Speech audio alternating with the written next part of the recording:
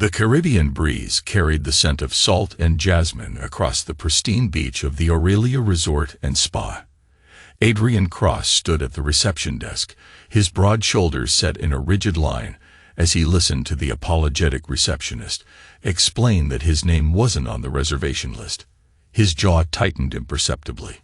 "I apologize, Mr. Cross, but I can only see Mrs. Cross's reservation," the young receptionist said, her fingers flying across the keyboard. "And unfortunately, we're completely booked for the next 2 weeks." Behind him, his wife, Celeste, known to her followers simply as Celeste, adjusted her designer sunglasses with manicured fingers. She stood with her 3 best friends, all decked out in matching Versus swimwear that probably cost more than the average person's monthly salary. "Oh, darling, I must have forgotten to add your name when I made the booking. I did everything so last minute. You know how these things happen." Adrian turned slowly, his gaze falling on the 4 women. The silvery scar above his left eyebrow, a reminder of his past life, glinted in the tropical sunlight. He noticed the subtle exchange of glances between them, the barely concealed smirks. "These things don't just happen, Celeste," he said, his quiet voice carrying an underlying steel that made the receptionist shrink back slightly. Melody Lark let out her trademark high-pitched laugh, the sound grating against Adrian's ears. "Oh my God, Celeste, your husband is so serious all the time. It's just a little mix-up." "Just a mix-up," Penelope Frost echoed, adjusting her diamond-encrusted watch. "Though really, Adrian, did you honestly think you'd be staying at the Aurelia? This is a VIP resort, darling." Rowena Swift didn't even try to hide her contempt. "Why don't you just go back to designing your little buildings? Leave the luxury vacations to those who can appreciate them." Their laughter echoed across the marble-floored lobby, drawing curious glances from other guests. Adrian stood perfectly still, his dark eyes taking in every detail of the scene before him. He saw how Celeste's hand trembled slightly as she brought her champagne glass to her lips, betraying the nervousness beneath her confident exterior. He noticed the way Glimmer kept checking her phone, as if waiting for a message. "Celeste, is your voice now devoid of any emotion? When did you start planning this trip?" he asked. His wife's perfectly painted lips curved into a smile that didn't reach her eyes. "Does it matter, darling? What matters is that there's been a terrible mistake. 3 months ago, you started taking more private calls. 2 months ago, your shopping habits changed. New lingerie, new perfume. 6 weeks ago, you changed your passwords. 3 weeks ago, you booked this trip." The smile froze on Celeste's face. Melody stopped laughing as Glimmer's hand tightened around her phone. "You've been planning this for months," Adrian continued, each word measured and precise. "This isn't a mistake. This is deliberate. Now listen here." Rowena Swift began to speak, but Adrian cut her off with a look that made her step back. "I don't need to listen to anything more," he said. He turned back to the reception desk, picked up his passport, and slipped it into his jacket pocket, leaving his luggage behind. "Adrian, wait," Celeste called out, a note of panic creeping into her voice, but he was already walking away, each measured, controlled step taking him further from the facade of his marriage, and closer to what he'd suspected for months. His grandmother had always told him that patience was a virtue, though she'd never mentioned that it could also be a weapon. In the distance, a hawk circled overhead, its keen eyes surveying the scene below. Adrian watched it for a moment, a small smile playing at the corners of his mouth.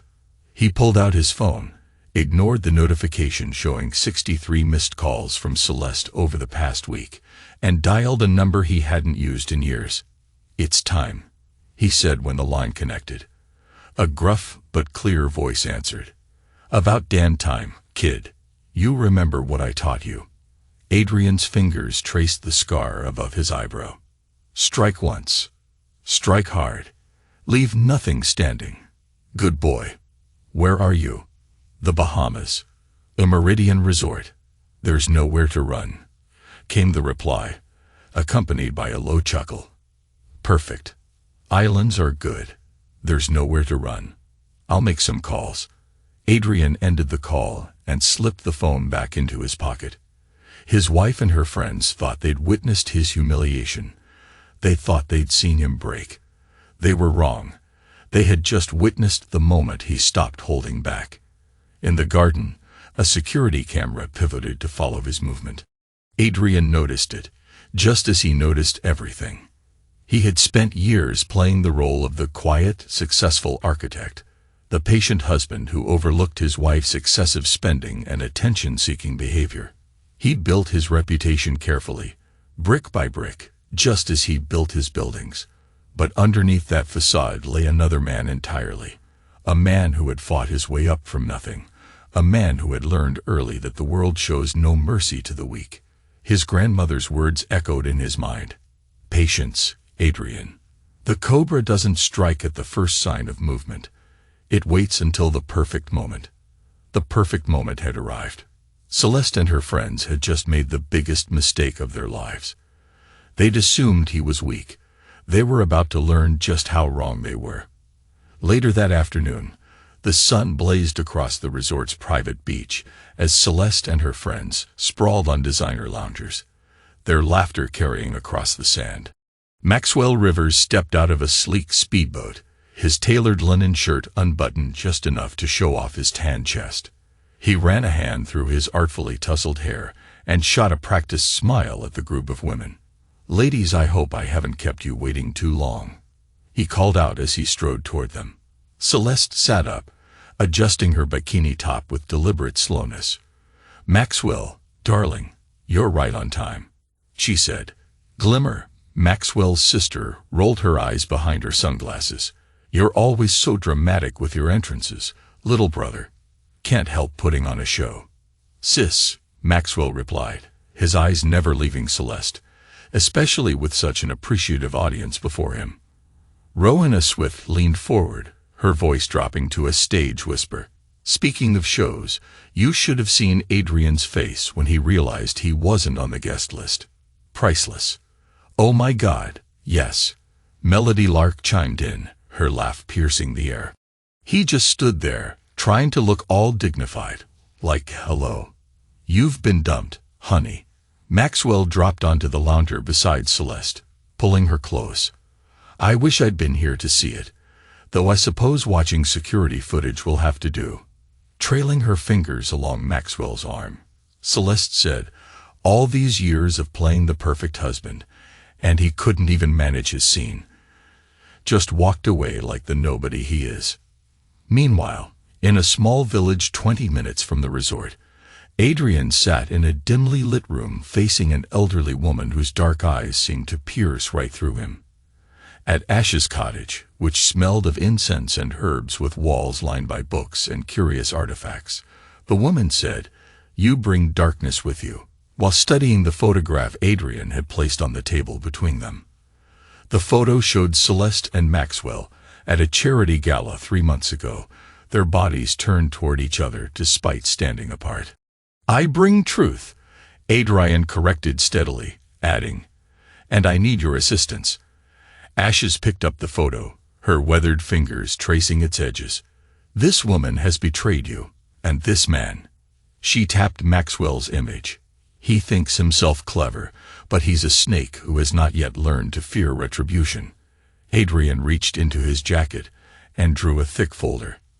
"I need access to certain channels, discreet ones. I understand you have connections that might be useful." "Connections?" Ashes laughed dryly. "Young man, in these islands information flows like the tides. One must simply know where to stand to catch what floats past." She opened the folder, her eyebrows rising slightly at its contents. "These are complex arrangements you've made." "I've had time to prepare," Adrian said, pulling out his phone to show her a series of offshore account numbers. "Everything is in place. I just need the right people to help set things in motion." "And what about your grandmother's wish? The one that kept you bound to this marriage?" Ashes asked. Adrian's hand went to his scar.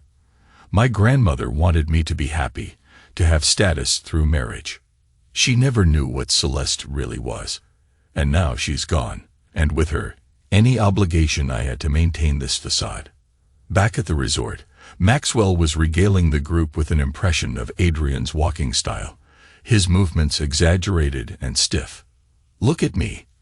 I'm Adrian Cross, famous architect. I design buildings because I can't design a personality." The women howled with laughter, and Celeste clutched her sides. "Stop, stop. You're killing me." "Oh, wait, here's Adrian trying to be intimidating," Maxwell said, straightening his spine and lowering his voice to a growl. "Celeste, you've been planning this for months." "Like duh. Did he really think you loved him?" Celeste wiped tears of laughter from her eyes. "God, no. He was just so convenient, rich enough to fund my lifestyle, boring enough to never question my stories about girls, trips, and fashion emergencies." She took a sip of champagne. "Though I have to admit, he did have some moments where he seemed different. Sometimes I'd catch him watching me, and it felt like he could see right through me." "Please," Glimmer scoffed. "The man designs buildings for a living. He probably just had graph paper on his mind." At Ash's cottage, the old woman was making a series of phone calls, speaking rapidly in several different languages. Adrian sat quietly, observing everything, memorizing names and details as they were mentioned. "It is done," Ashes finally declared as she set down her ancient Nokia phone. "The channels are open. But remember, young man, once you step onto this path, there is no turning back." Adrian stood, straightening his jacket. "The time for turning back ended the moment you made your choice." He placed an envelope on the table. "Thank you for your help." "Wait." Ashes called as he reached the door. "Your grandmother. She taught you patience, yes. But who taught you to fight?" A small smile played at Adrian's lips. "That's a story for another time. For now, let's just say I learned from the best." As Adrian stepped out of the cottage, his phone buzzed. The number of missed calls from Celeste had reached 78, each one a testament to her growing unease and the realization that perhaps she had miscalculated. She had no idea how right she was. In a local fishing village, Damon, a weathered fisherman with calloused hands that spoke of decades at sea, hunched over hand-drawn maps spread across a rough wooden table. The steady sound of waves provided a backdrop to their conversation. "These currents," Damon traced a finger along invisible lines between the islands, "they change with the moon. What is safe passage today becomes treacherous tomorrow." Adrian nodded, making notes in a small black notebook. "And the resort supply routes," Damon replied, marking them with expert precision. "The large boats use the deep water to the east. Small craft, like the one your wife's new man arrived in, they prefer the western approach. And security. Coast Guard patrols are predictable. Resort security, though, they care only about what they can see from the beach." Adrian's phone vibrated again. The missed calls from Celeste now numbered 82. He silenced it without looking at the screen. Meanwhile, at the resort, the atmosphere had shifted. Celeste paced her luxury suite, her designer heels clicking against the marble floor. "He's planning something," she muttered, checking her phone for the 100th time. "Adrian doesn't just disappear. He doesn't just walk away, darling. You're being paranoid." Maxwell drooled from his position on the plush sofa. "The man designs houses for a living. What's he going to do? Drop some angry blueprints?" Melody snorted champagne through her nose at that, though her laughter sounded forced. Glimmer shot her brother a warning look. "You don't know him like I do." There were times, moments when I'd catch glimpses of something else beneath that quiet exterior. Something dangerous. "Oh, please," Rowena interjected, moving closer to the window and scanning the darkening gardens. "The man let you max out your credit cards without a word. He's probably crying in some budget hotel right now." A sharp knock at the door made them all jump. A resort staff member entered with an envelope.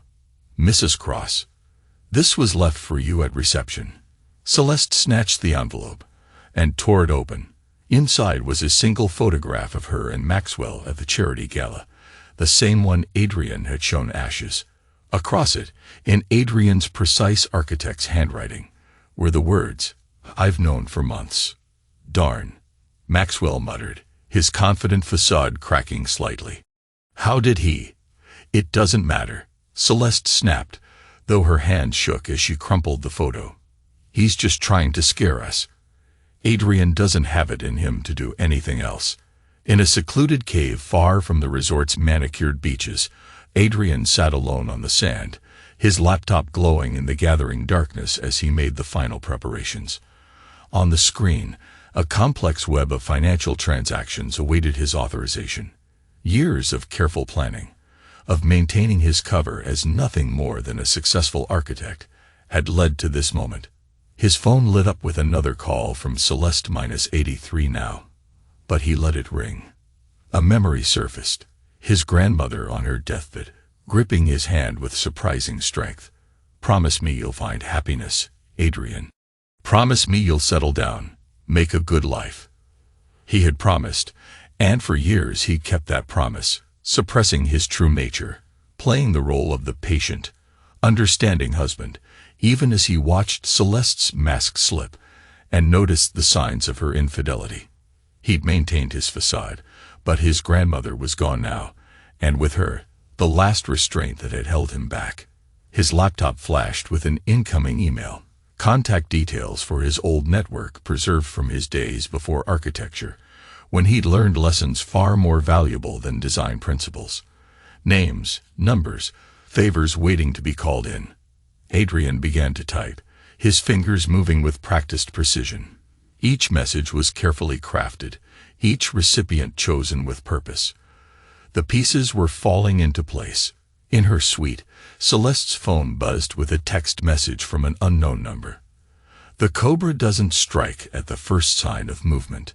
It waits for the perfect moment." She dropped the phone as if it had burned her. "What is it?" Maxwell demanded, but Celeste couldn't find the words to explain, her eyes filling with unused tears. The message reminded her of something Adrian had once said, years ago, when she had asked about his scar. He had smiled his quiet smile and said that his grandmother had taught him the value of patience. She hadn't understood then, but she was beginning to understand now. As the night deepened, Adrian closed his laptop and stood, brushing sand from his clothes. Everything was in place. Tomorrow, the first phase would begin. Celeste, Maxwell, and their accomplices thought they'd witnessed his humiliation. They thought they'd seen him break. What they had actually seen was the moment he stopped holding back, the moment the architect's facade cracked, revealing the fighter beneath. His grandmother had wanted him to find happiness, but instead he had found purpose. The cobra was done waiting. It was time to strike. Celeste's phone buzzed at 7 a.m., displaying her private banker's number. She stretched lazily in her resort suite, still basking in the satisfaction of yesterday's triumph over Adrian. "Charles, darling, isn't it a bit early?" Charles's voice cracked with tension. "There's been a situation with your accounts." Celeste sat up, her manicured hand clutching the Egyptian cotton sheets. "What kind of situation?" she asked. "They're frozen. All of them. Even your trust fund." Charles said. "What?" She jumped out of bed, nearly knocking over her champagne glass from last night. "That's impossible." "Unfreeze them," Charles insisted. "I can't. The orders came from multiple regulatory bodies. There are allegations."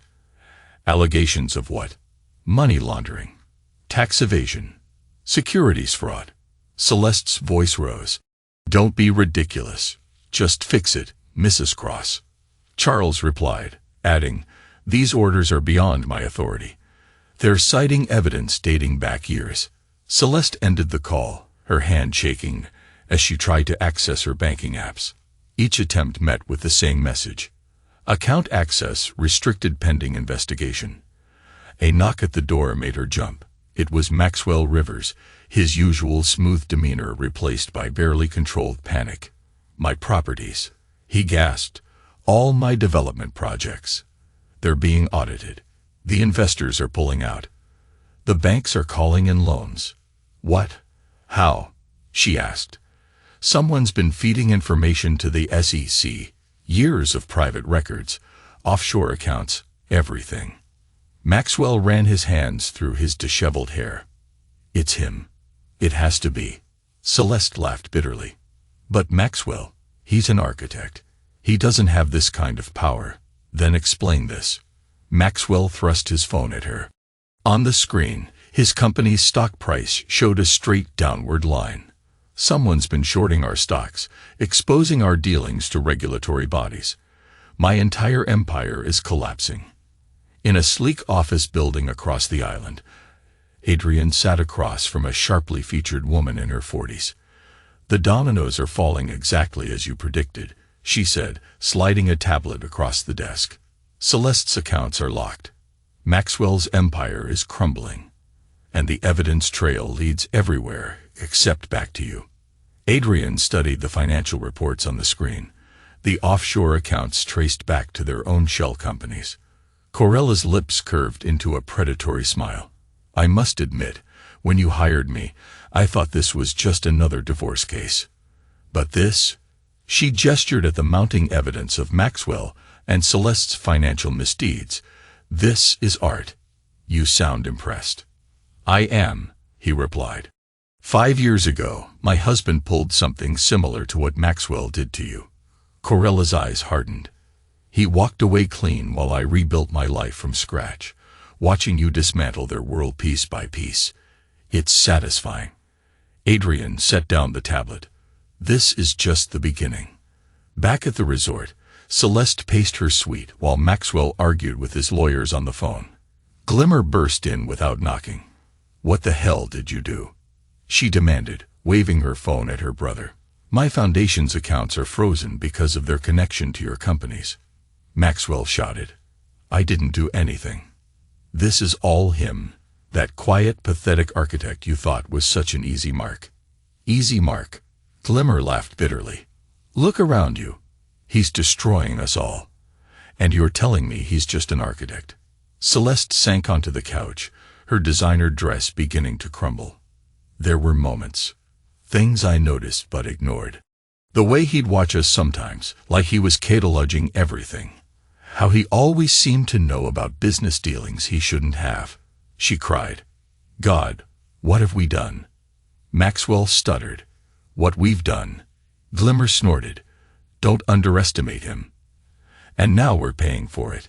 In his temporary office, Adrian received another update from his financial team.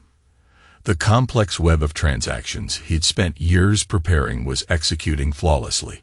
Each move triggered another, exposing fraudulent dealings, questionable partnerships, and tax evasion schemes. His phone buzzed with a message from Corella. Maxwell just tried to access his emergency funds in the accounts. Adrian typed back, let him. Moments later, his phone lit up with Maxwell's panicked voice message. You think you can do this to me? I built this empire. I own half of. Oh God, the accounts. They're empty. How did you? What are you?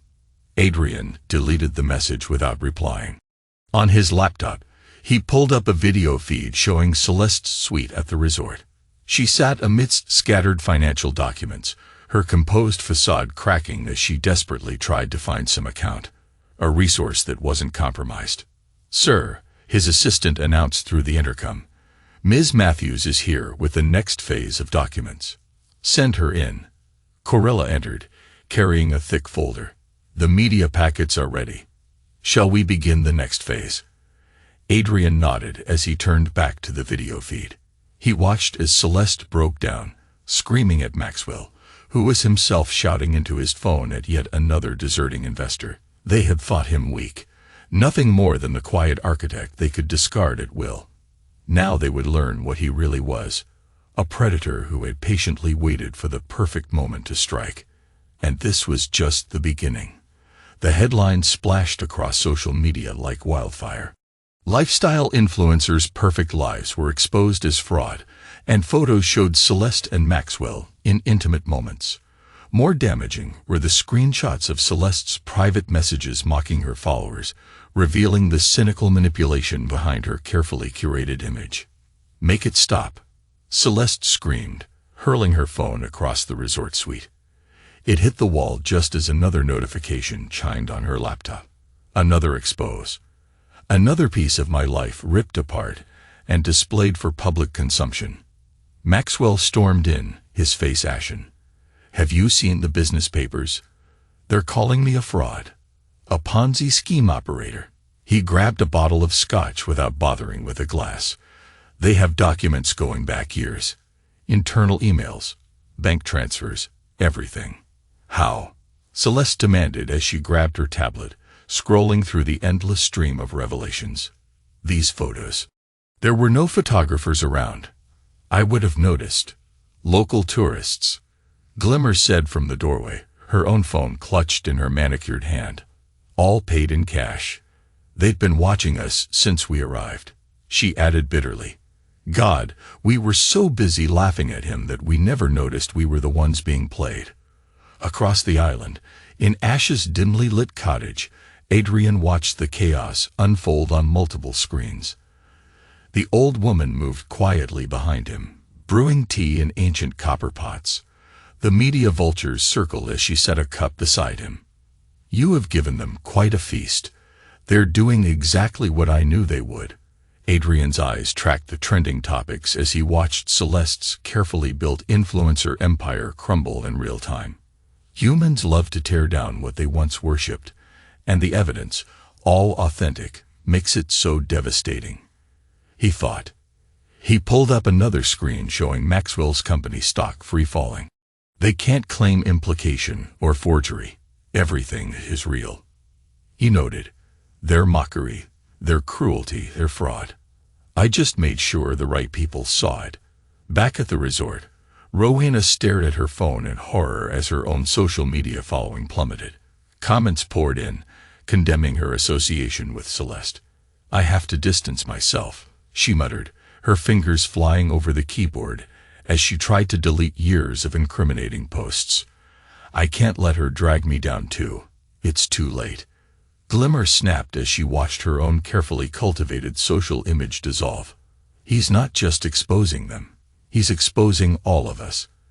Everything we've done. Everyone we stepped on to get here." Melody's trademark laugh was nowhere to be heard as she burst into the room. "The Charity Foundation. They are saying we embezzled funds and used donations for personal expenses." Maxwell snarled, pacing the room like a caged animal. "Because you did," he added, and somehow he knew. He knew everything. Celeste sat amid the wreckage of her life, watching her follower count drop by thousands each hour. Her phone wouldn't stop buzzing with messages, not from supporters, but from sponsors rapidly severing ties, from journalists seeking comments, from angry followers demanding explanations. "I've tried calling my family," she whispered, "but they won't answer. My own mother sent a text saying she's disappointed in the person I've become." Makeup streaked down her face as she asked, "How did we not see this coming? How did we not know what he was capable of?" In his temporary command center, Adrian reviewed the next batch of revelations with Corella. The lawyer's eyes gleamed as she assembled more evidence packets for release. "The timing is perfect," she said, organizing documents. "Each revelation builds on the last, leaving no room for you to recover or rebuild your narrative. Public opinion is completely turned. Your cruelty, Maxwell's fraud, and your friend's complicity form the perfect storm of influencer corruption and financial crime. People are furious at being deceived." Adrian's phone buzzed with a notification. He pulled up a video feed showing Celeste attempting to leave the resort, only to be confronted by a wall of reporters. Their questions pierced the air like arrows. "Mrs. Cross, did you really fake your charity work? Mr. Montgomery, what do you say to investors who've lost everything? Is it true your entire relationship was a sham?" Through the cameras, Adrian watched Celeste crumble under the assault, her designer dress and perfect makeup now a parody of the image she had worked so hard to maintain. Maxwell tried to shield her from the cameras, but his own facade was cracking, the smooth businessman replaced by a desperate, cornered fraud. "Sir," his assistant interrupted. "Matthew says it's time for the next phase." Adrian nodded, turning back to his screens. In one window, Rowena frantically tried to salvage her reputation with apologies that only drew more scorn. In another, Glimmer argued with her charitable foundations board, watching her social status evaporate. And in a third, Melody sat alone in her room, her phone dark and silent. No one left to laugh with. They had mocked him, humiliated him, and thought him weak. Now they were learning the truth, that beneath the quiet architect's exterior lay a man who had spent years preparing for this moment, a predator who had studied every weakness, and he was far from finished.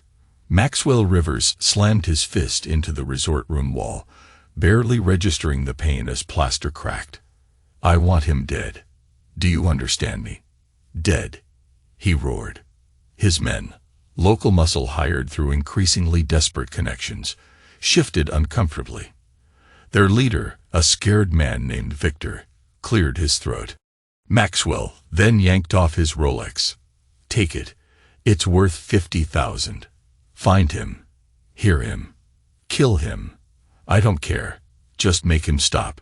In his private villa on the other side of the island, Adrian watched the exchange through hidden cameras, his expression unchanged as he listened to Maxwell order his death. A soft knock at the door preceded Viper's entrance, a lean, weathered man whose movements spoke of practiced violence. "Your wife's new friend is getting desperate," Viper observed as he dropped into a chair. Victor's crew, small-time enforcers who usually handle tourist scams and petty protection rackets, want me to handle it. Maxwell asked. "No, I'll deal with them myself," Adrian said, rolling his shoulders. It's time they learned who they're really dealing with. Viper's eyes gleamed. The architect is ready to get his hands dirty again. As Adrian moved, the scar above his eye caught the light. "You taught me better than that," he said. "That scar, your first lesson in never underestimating an opponent, and my last lesson in being unprepared." Meanwhile, Celeste paced her suite, her phone open to Adrian's contact. 67 deleted messages mocked her from the screen. "Please," she whispered as she recorded another voice message. "Adrian, we can talk about this. It was all a misunderstanding. I never meant to." The message fell into silence. Outside her window, reporters still camped in the resort gardens, their cameras ready. A commotion in the hallway drew her attention. Glimmer burst in, her designer dress torn and mascara streaking her face. "They're charging us with real charges. Fraud. Money laundering. Conspiracy. They're saying a minimum of 10 years, she gasped. "What? No, that's impossible. Adrian's just trying to scare us. Wake up." Glimmer grabbed her shoulders. "Your husband isn't who we thought he was. The quiet architect." It was all an act. In the villa's private gym, Adrian moved through combat forms with fluid grace, each strike precise and measured. Viper watched from the doorway, critiquing his technique. "Your skills haven't rusted. You've been practicing. 3 hours every morning before the office." "Maintaining the architect's facade doesn't mean losing my edge," Adrian replied. An alert blinked on his phone. Victor's crew was on the move, having tracked him to a beachfront cafe he frequented. "Shall we give them a proper welcome?" Viper asked. Adrian's lips curved slightly. "Let's remind them why I survived the circuit." The confrontation was brief and brutal. Victor's men found Adrian alone on a secluded beach path, their confidence lasting exactly 12 seconds, the time it took for him to disable the first 3 attackers. Victor himself lasted longer, managing to graze Adrian's cheek before finding himself on his knees, his arm twisted at an impossible angle. "Mr.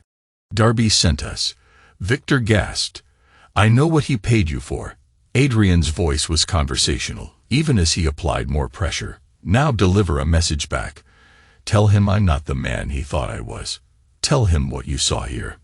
Victor stuttered. "What are you?" something he should have feared from the beginning. Adrian replied, "You just never bothered to look past the surface. That was your mistake. You saw the architect, the quiet husband, and thought you saw weakness. The guards are giving us privacy. Unlike you, I understand the value of loyal allies." He crouched beside Victor. "Everything you built was a lie. Your success, your reputation, your relationships, all built on fraud and manipulation. I just helped it collapse under its own weight." Footsteps approached. Viper emerged from the shadows, his presence a silent threat. "The car's ready," he told Adrian. Celeste's being brought in for questioning now. In the police station's interview room, Celeste faced her own reckoning as Detective Chan spread photographs across the table, evidence of years of financial fraud, tax evasion, and charity scams. "Mrs. Cross, did you really fake your charity work?" Detective Chan's voice was professional but cold. "I want my lawyer," Celeste whispered. "Your fourth one. They keep quitting." The door opened, and Adrian entered, followed by Corella. Celeste's breath caught. "Adrian, please," she pleaded. He ignored her and addressed Detective Chan. "Ms. Matthews has additional documentation you'll want to see." Corella opened her briefcase and extracted files.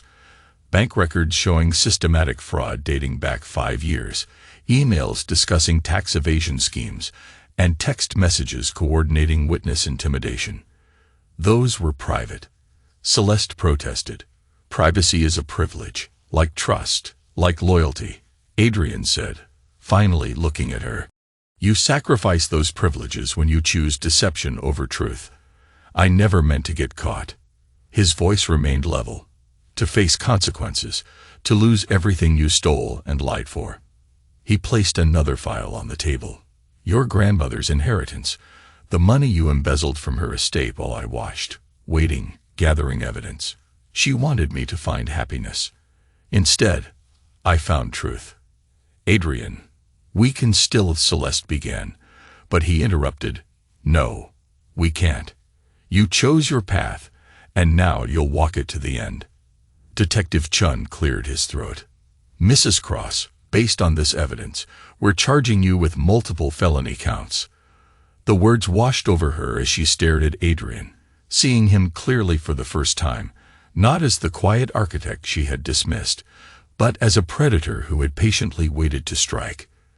Later in the courthouse, Adrian watched as both Celeste and Maxwell faced retribution. Their lawyers looked defeated, crushed under the weight of evidence. Glimmer sat in the gallery, her own legal troubles evident in her subdued appearance. Rowena sat quietly, her legal issues mounting after having fled the country ahead of her own indictment, and Melody sat alone, served with papers for her role in the charity fraud. The judge's voice rang out. "Based on the overwhelming evidence and the serious nature of these crimes, bail is denied for both defendants." As they were led away, Celeste looked back one last time. Adrian met her gaze with cold indifference. She saw no anger, no hatred, just the absolute certainty of justice being served. The woman who had once mocked him now shuffled in prison clothes, and the man who had tried to steal his life now faced years behind bars.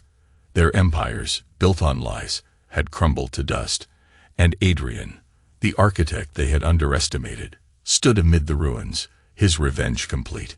Room 412 of the Palm Grove bore no resemblance to Celeste's luxurious resort suite. Paint peeled from the walls, the air conditioner rattled, and the bedspread bore mysterious stains.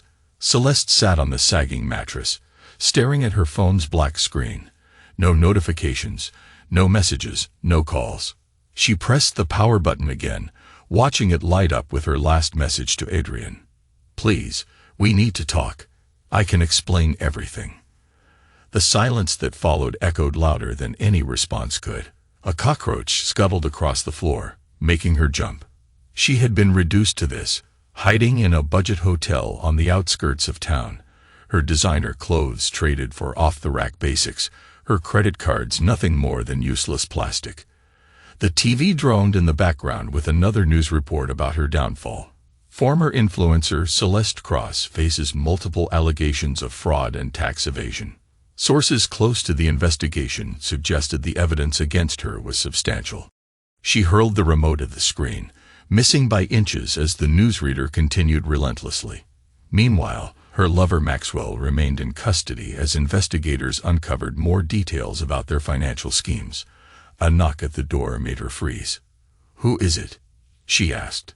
A bored voice replied, "Room service." Celeste yanked open the door to find a young woman with a cleaning cart. The girl's eyes widened in recognition, then narrowed with contempt. "Oh my God, you're her. That fake influencer. The one who—" the girl began, pulling out her phone. Celeste slammed the door shut, her heart pounding. They were everywhere, watching, judging, documenting her fall. She slid down against the door, burying her face in her hands. Across town, in his command center, Adrian reviewed the latest reports from Corella. "The prosecution has everything they need," the lawyer said, spreading documents across his desk. Bank records, correspondence, witness statements, airtight evidence for both criminal and civil cases. And Maxwell, singing like a bird to save himself, had implicated Celeste in everything, trying to paint himself as a victim of her manipulation. Corella's lips curved. "It won't help him, but it's destroying what's left of your relationship." Adrian nodded, pulling up surveillance footage of Celeste's hotel, her family still refusing contact. Her mother's statement to the press was particularly damning, calling her behavior a disgrace to the family name and suggesting she seek professional help. On another screen, social media feeds scrolled past as Celeste's former followers dissected her fall with savage commentary, sharing old posts with new context that exposed years of lies and manipulation. "Mr. Darby," Viper entered with a tablet in hand. "You should see this," he said. The screen showed Celeste attempting to visit her old shopping haunts, only to be turned away. Designer boutiques that once welcomed her now had locked doors. Restaurants that once accepted reservations now refused them. She tried accessing her backup accounts, the ones she thought were hidden. "I found those months ago," Corella added, "along with the offshore transfers, the shell companies, the fake charity donations. She's running out of options." Viper observed. "People like her, they're not built for isolation."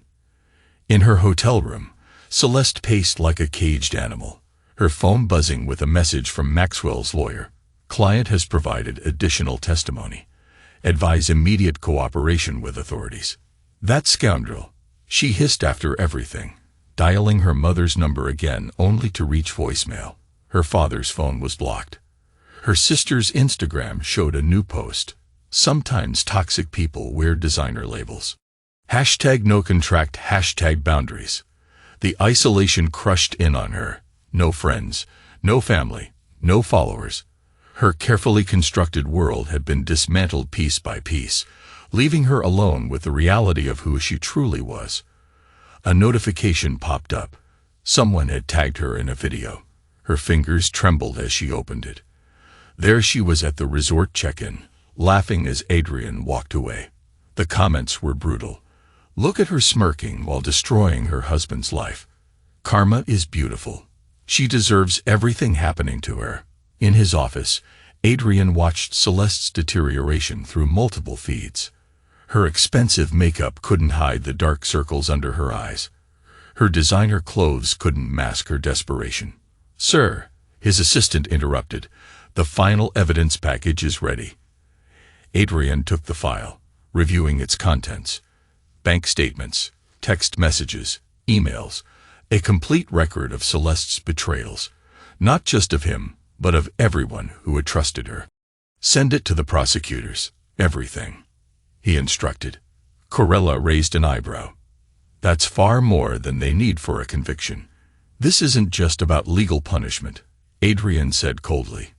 "It's about making sure she understands exactly what she is, what she's done, and why she deserves everything that's happening to her." In her hotel room, Celeste's phone buzzed with another notification, a video compilation. Her mocking posts about authentic living, juxtaposed with evidence of her lies, her charity work exposed as tax fraud, her perfect marriage revealed as a sham. She hurled the phone across the room, but the truth followed her. Each notification, each news report, each rejected call stripped away another layer of her facade until nothing remained but the hollow shell beneath. The woman who once commanded attention now couldn't bear to be seen. The influencer who built her life on appearances now hid from mirrors. The social butterfly who thrived on connection now flinched at human contact. Adrian's revenge wasn't just the destruction of her wealth or status. It was forcing her to see herself through the eyes of those she deceived. Each revelation was a crack in her self-image. Each exposed lie another blow to her carefully constructed identity. She was finally learning what true isolation felt like, what it meant to be powerless, to be the object of contempt rather than admiration. And Adrian, watching through his network of surveillance, felt no satisfaction in her pain. This wasn't about pleasure. It was about justice, cold and absolute. The serpent's strike had been deadly precise, and the venom was only beginning to take effect. Maxwell Rivers' bail hearing should have been routine. Instead, it became the stage for his final confrontation with Adrian. The courthouse corridor stretched before Maxwell as he was led out in handcuffs, his designer suit once immaculate now hanging loose on his frame after weeks in custody. His eyes darted nervously, searching for threats and shadows. From an alcove, Adrian stepped out, his presence freezing Maxwell in place. The guards subtly paid to look the other way. "Move back, you," Adrian commanded. Maxwell's voice cracked. "You've destroyed everything." "No," Adrian replied softly. "You did that yourself. I just exposed what was already there." Maxwell lunged forward, his handcuffs rattling. "I'll kill you," he shouted. Adrian didn't flinch. His movements were fluid and practiced. With one precise step forward, he struck. Maxwell crumpled, gasping. 5 points of contact. Adrian explained calmly as Maxwell struggled to breathe. "Pressure points I learned in the circuit. The pain will fade in an hour, but the lesson will last much longer." Maxwell sputtered. "What are you?" "What I've always been. You just never bothered to look past the surface," Adrian said, straightening his jacket. "That was your mistake. You saw the architect, the quiet husband, and thought you saw weakness. The guards are giving us privacy. Unlike you, I understand the value of loyal allies." He crouched beside Maxwell. "Everything you built was a lie. Your success, your reputation, your relationships, all built on fraud and manipulation. I just helped it collapse under its own weight." Footsteps approached. Viper emerged from the shadows, his presence a silent threat. "The car's ready," he told Adrian. "Celeste's being brought in for questioning now." 1 year later, Adrian stood on his private beach, the same ocean before him, but with everything else transformed. His architectural firm had expanded, now specializing in sustainable community development. His reputation had grown not from social media manipulation, but from genuine achievement. His phone buzzed with a news alert. Socialite Celeste Cross sentenced to 12 years for fraud and tax evasion. Another alert read, real estate mogul Maxwell Rivers faces a 20-year term. He closed the notifications, opening instead photos of his latest project, a community center providing opportunities for underprivileged youth. The funding came from his legitimate success, not the schemes and frauds that had destroyed Celeste and Maxwell. Viper approached, carrying reports. Glimmer's appeal was denied. She's facing 5 years. Rowena's extradition hearing is next week. And Melody? She's working double shifts at a diner in Ohio. Changed her name, but she can't escape her past. Social media never forgets. Adrian nodded as he reviewed the documents. Each page represented another piece of justice served, another consequence delivered. His assistant arrived with more updates. "Sir, the board approved the expansion. 3 new community projects, fully funded." "Good," Adrian said as he signed the authorizations. "Make sure the legal team reviews everything. We build on solid foundations here." The irony wasn't lost on him. Celeste had built her life on appearances, Maxwell on manipulation, but he had built on truth, hard, uncompromising truth, and survived their betrayal stronger than ever. A letter had arrived from Celeste, sent from prison. He read it without expression. "Adrian, I understand now what you are. What I did, the person I became. My cell gives me time to think, to remember the signs I ignored. You were never weak, never blind. You saw everything, waited, planned. I lost more than wealth and freedom. I lost myself. Now I'm forced to face who I really am." Adrian placed the letter in a file marked closed, alongside reports of Maxwell's prison adjustment, Glimmer's failed appeals, Rowena's international legal troubles, and Melody's desperate attempts to rebuild her life under a new identity. A corporate update soon arrived. All legal proceedings concluded, all assets secured, all loose ends tied. His revenge wasn't just complete, it was absolute. The beach house that had once witnessed his humiliation now stood as a symbol of his triumph, and the ocean that had reflected their mockery now mirrored his success.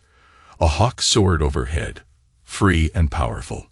Adrian watched it glide, remembering the man he had been, the mask he had worn, and the patience he had maintained. The serpent had shed its skin, revealing not weakness but deadly strength. His grandmother had wished for his happiness. He had found something better: truth, justice, and the power to enforce both. In the end, he had lost nothing that mattered and gained everything that did. His revenge hadn't consumed him. It had refined him, burned away pretense, leaving only pure purpose. The man who had walked away from that resort a year ago had been playing a role. The man who stood here now was authentic, powerful, uncompromising. The architect had built something greater than buildings. He had constructed justice itself, precise and inevitable. And in the wreckage of those who had wronged him, he found not satisfaction, but completion. The serpent had struck, the venom had worked, and now he was free, not just to live, but to thrive. Not just to succeed, but to make a difference.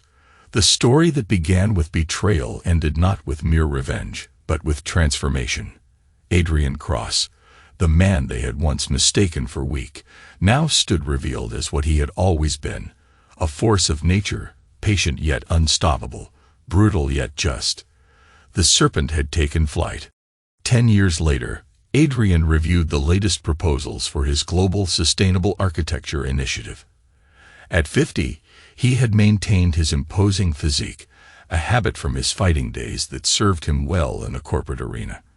The scar above his left eyebrow remained, though his dark hair now carried distinguished streaks of silver. His office, occupying the top floor of the Cross Innovation Center, reflected his evolution. Clean lines merged with sustainable materials, creating a space that balanced power with purpose. Awards lined one wall, not for social media influence or shallow achievements, but for revolutionary architectural designs and humanitarian contributions. "Mr. Cross," his assistant's voice came through the intercom. "Ms. Matthews is here with the quarterly reports." Corella Matthews entered, her own success evident in her confident stride. Their professional partnership had flourished over the decade, her legal brilliance complementing his strategic mind. "The numbers exceed projections," she said, placing a tablet on his desk. "The Community Development Program has transformed 12 urban areas this year alone. The Youth Education Initiative has a 97% success rate." Adrian nodded as he scanned the data. Corella pulled up another file. "I thought you might be interested. Celeste is up for parole next month." "Denied, I assume?" he asked. "Of course," Corella replied. "Her behavior in prison has been problematic. 3 incidents of attempting to manipulate younger inmates into smuggling contraband." The parole board wasn't impressed. Adrian's expression remained unchanged. A decade hadn't softened his stance on betrayal. "Maxwell?" he inquired. "Still serving his 20-year sentence," Corella noted. "He tried starting an investment scheme within the prison, got caught, and they added 5 more years to his term. Old habits die hard. What about the others? He asked. Glimmer was released last year after serving 5 years. She's now working as a shopping mall security guard in New Jersey. No one will hire her for anything involving financial responsibility. Rowena is still in hiding in South America. Interpol is keeping tabs on her. She's working under an alias as a tour guide, telling stories to tourists instead of destroying lives with rumors. And Melody, now known as Susan Mitchell, is the assistant manager at that diner in Ohio, still single and still trying to rebuild her life. Adrian stood and walked to the window. Below, construction crews worked on his latest project, a revolutionary green housing complex that would provide affordable homes while setting new standards for environmental responsibility. A message arrived from Ashes, who was still running her consulting business on the island. Her network had grown. She had become quite influential in regional development. She asks about you occasionally, Adrian noted, a slight softening in his expression as Viper reminded him that his usual Christmas bonus was on its way. A notification popped up on his desk screen, a news alert about Celeste. She had written another appeal letter, claiming rehabilitation, attached to a prison photo showing a woman aged beyond her years, her former beauty and confidence replaced by institutional drabness. She still wrote to him monthly, each letter going directly into the file. Adrian's voice held no emotion. She claims to understand now, to have changed. Do you believe her? He asked Corella. Understanding doesn't erase consequences, she replied. His phone buzzed with a message from the community center where he taught weekend classes in architecture and business ethics. A student had won a national design competition using the principles he had taught. Your revenge changed more than just their lives, Corella noted. Not revenge, justice, Adrian corrected. Revenge is emotional and personal. What I did was restore balance. They chose deception, manipulation, and cruelty. They now faced the natural consequences of those choices. A young intern knocked and entered, carrying preliminary sketches for a new project. Sir, I've revised the community center designs as you suggested, the young man said. Adrian spent the next hour reviewing the plans, teaching, and guiding. This was his true legacy, not the destruction of those who had wronged him, but the construction of something meaningful in the aftermath. Later that evening, in his penthouse overlooking Central Park, Adrian reviewed an old file, photos of that day at the resort, news clippings documenting their fall, prison records tracking their descent. His phone buzzed with a message from Maxwell's prison account. I understand now what you are, what you always were. We thought the architect was your true face. We were blind. Adrian archived the message without replying. Maxwell's realizations had come a decade too late to matter. A video call then came in from the islands. Ash's weathered face appeared on screen. The serpent has built quite a nest, she observed, looking at his surroundings. Different from that day, you walked into my shop seeking allies. The foundation had to be destroyed before something better could be built. And do those who betrayed you still haunt your dreams? They're not ghosts, Adrian replied. Ghosts require emotional attachment. They're just cautionary tales now.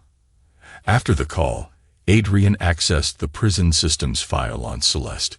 Her latest psychiatric evaluation noted persistent difficulty accepting responsibility and continued attempts to manipulate through superficial charm. Nothing had changed. He opened a hidden safe behind an award plaque and removed a worn leather journal. His grandmother's last words were written on the first page.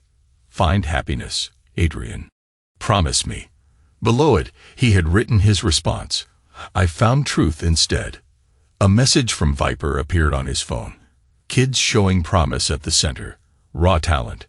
Just like you had. Want to help mentor him? Adrian smiled slightly. This is how real change happens, through guidance and opportunity, not through revenge or destruction.